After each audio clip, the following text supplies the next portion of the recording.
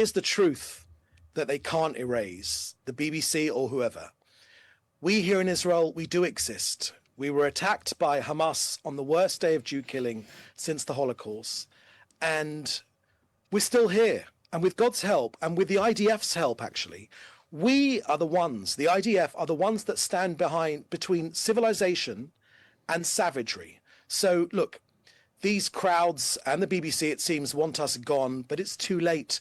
We are strong, our population is growing, and nations are lining up to make peace with us, not because we are weak, but because we are strong. But let me share with you the rap sheet against the BBC. Firstly, that documentary which they produced, they knew it was the Hamas kids which they were interviewing. They paid money to Hamas, license P money to this terrorist organization. Thirdly, they refused to call Hamas a terrorist organization. And all of us here in Israel have come to this simple conclusion. They don't call them a terrorist organization because they don't believe that Hamas are a terrorist organization. But of course, they are a terrorist organization, and we're very close to defeating them. Is it, do you consider, reasonable for people to feel deep concern and dismay at the death of large numbers of innocents, which is what we're seeing in Gaza? John, these are Hamas figures. They are not impartial figures. They are the figures of a terrorist organization. Let me say this to you categorically. The Israel never, ever, ever targets civilians. This is a lie that people queuing for food are targeted in any way. I will tell you quite clearly, it is a lie.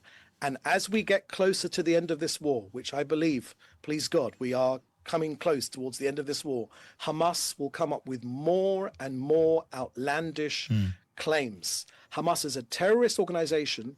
They are operating to prevent their own people from receiving food. They fire on their own people. They starve their own people, and they systematically endanger their own people. Now, Hamas continue to try to take control over humanitarian aid.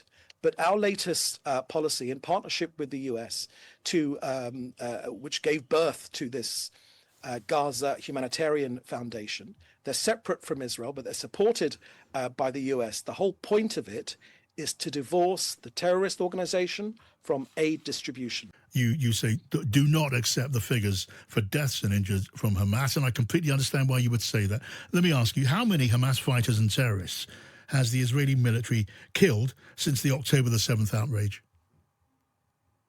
The latest figures we have are around 25,000 Hamas terrorists have been killed by the IDF. Let me answer your question quite clearly. This army is after the terrorists. It's not after the civilians. So we count the terrorists that we have killed and injured. We count those terrorists. So that is our purpose. We're not. There's no purpose in aiming at civilians. Where there is harm to civilians, we think it's a tragedy. But the Hamas sees harm caused to their own civilians as a strategy. They systematically violate international law. They endanger innocents by using them as human shields. And the experts, John, the experts in urban warfare all say the same thing. No country on earth has taken the steps that Israel's taken. Now, the world expert in urban warfare, his name is John Spencer, and he hails from West Point in the US. He says that no other army in the history of armed conflict has ever done as much to get civilians out of harm's way. Now, Hamas, on the other hand, are acting to maximize harm to civilians. They cynically and maliciously abuse civilian shelters and their facilities, including schools and mosques. Now, Israel is not letting that be the excuse of not to root out this terrorist organization. Hamas want to. They say this very openly, John. I'm not sure why you don't believe them when they say these things. They say that they want to sacrifice the life of every single Gazan. When they say it, we believe it.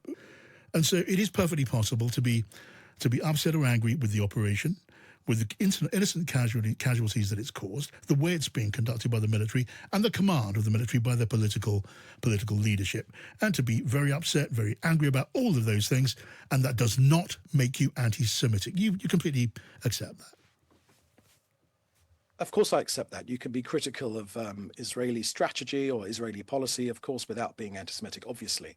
But when this country is demonized, I mean, no one, this is not the same in any way, shape or form, but, you know, there's no one arguing in Russia's war with Ukraine that Russia shouldn't exist.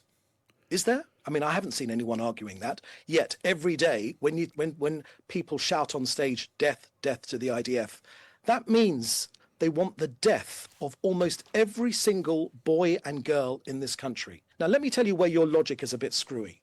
It's simply this. If you're upset with what's going on in Gaza, you shouldn't be upset with Israel.